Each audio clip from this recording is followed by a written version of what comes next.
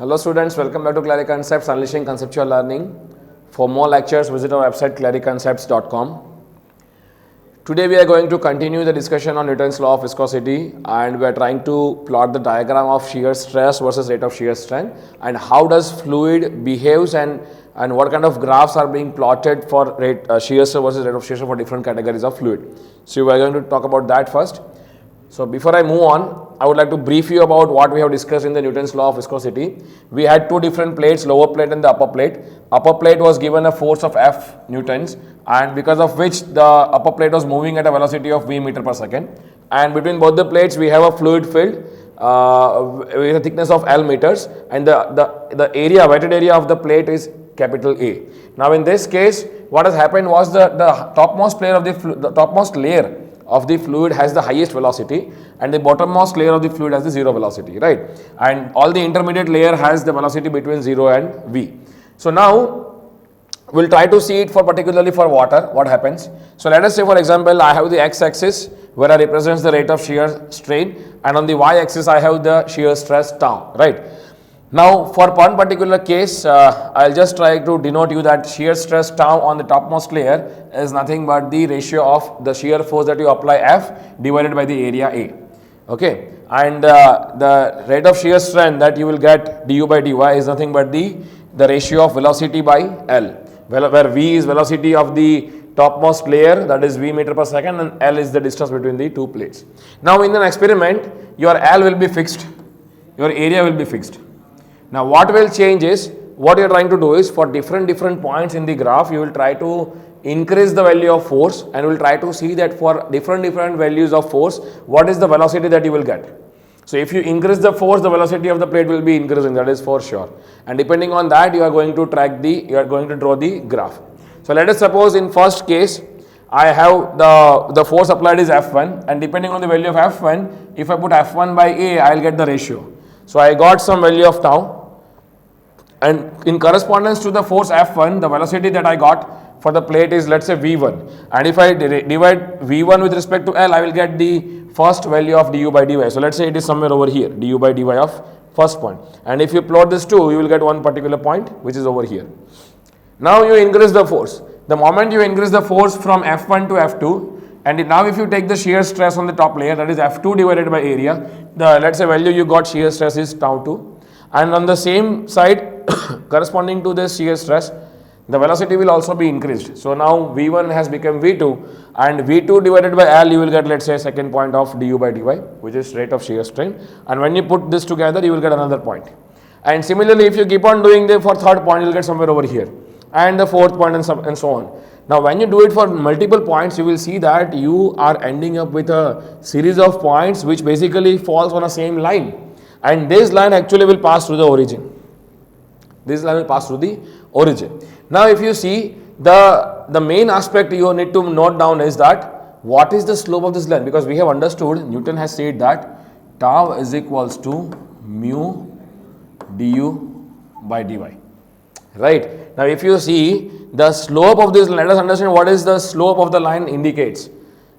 Okay, now this mu is viscosity of water, and when you take the slope, actually the slope indicates the viscosity itself. So whenever you draw the graph, and you draw the graph for the rate of shear stress versus rate of shear strain, and the linear line, you determine the slope of that line, you will get the viscosity of that fluid.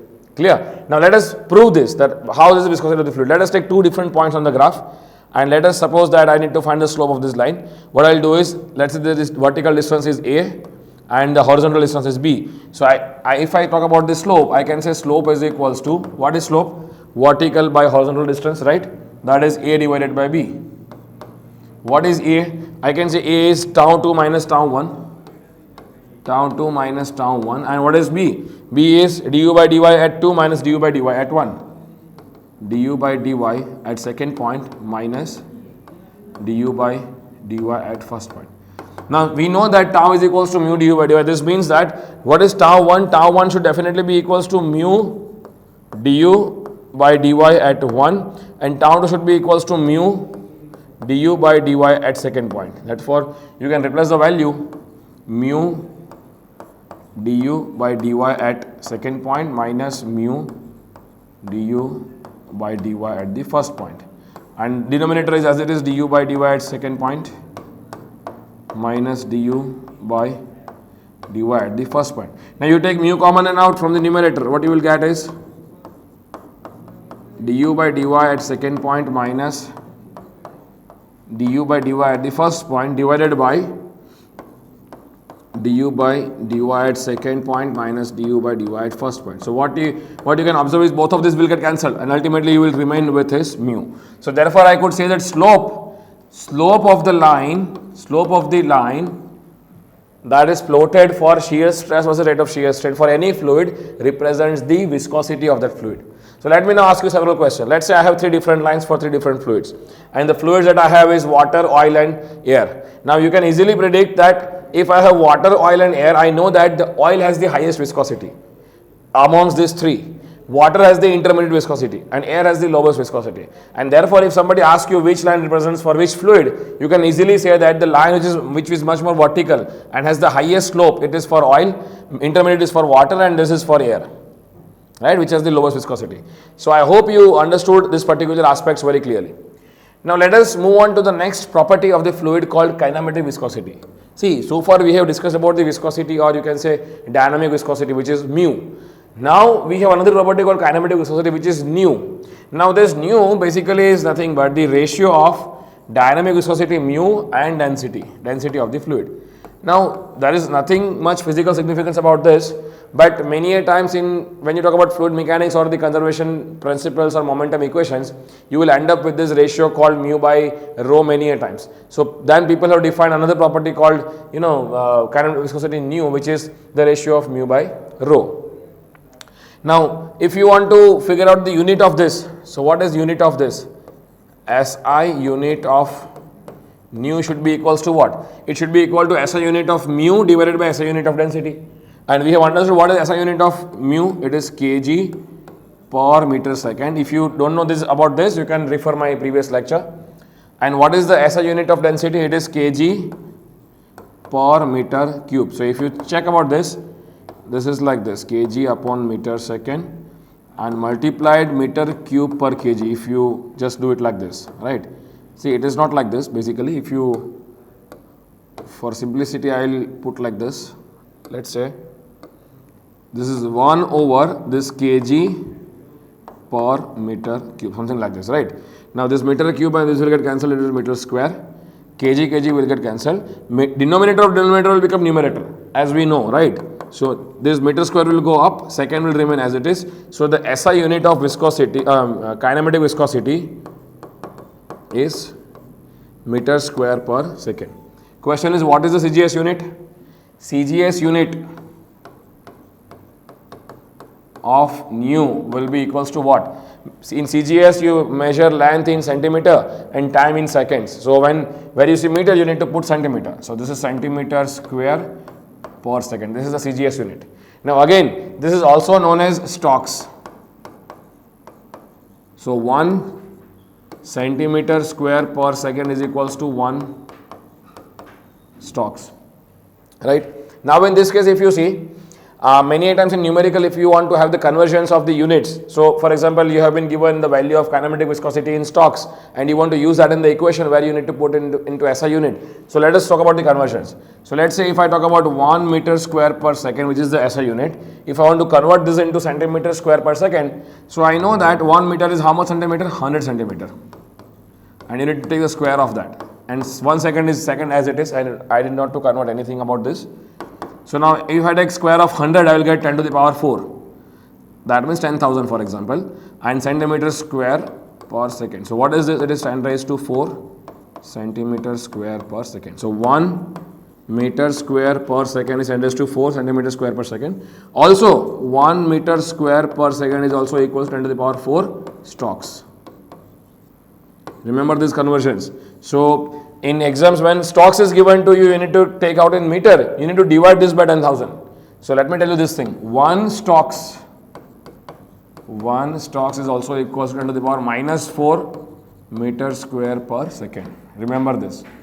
So when you want to convert meter square per second into centimeter square per second, you multiply by 10,000. When you want to convert the reverse way, from centimeter square per second to meter square per second, you need to divide the value by 10,000. We will see that in the numerical, right?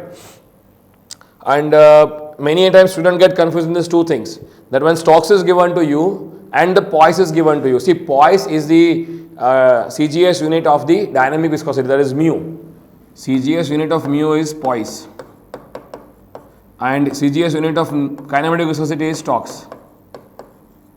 So many times people get confused that which one of this is poise and Stokes. So what I just give you the clue how to remember this thing.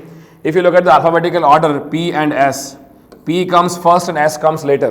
So which of these two property have you learned first? Mu, that is dynamic viscosity, you have learned first, and kinematic came second. So you remember that way. Dynamic came first, that's why poise is the unit of dynamic viscosity, and kinematic viscosity comes at the later part. So Stokes is the unit of kinematic viscosity, right?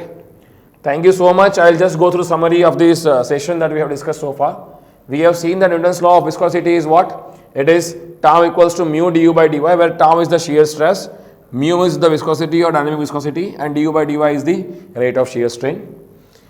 Viscosity is referred as the resistance offered by the fluid molecules to the flow. We have understood that. Okay.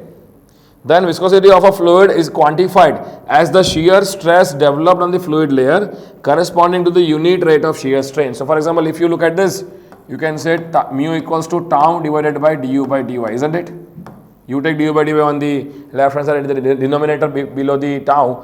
What you will get? What is viscosity mu? It is the shear stress developed per unit rate of shear strain. Shear stress developed on a fluid layer corresponding to the unit rate of shear strain. Then SI unit of viscosity is Pascal second or Newton second per meter square or kg per meter second. All of these three are same, right? CGS unit of viscosity is gram per centimeter second or poise. We have understood that. This is also in the previous lecture. So 1 kg per meter second is 10 poise. This is also understood in the previous lecture. Also the SI unit of kinematic viscosity is given as meter square per second, which we have understood.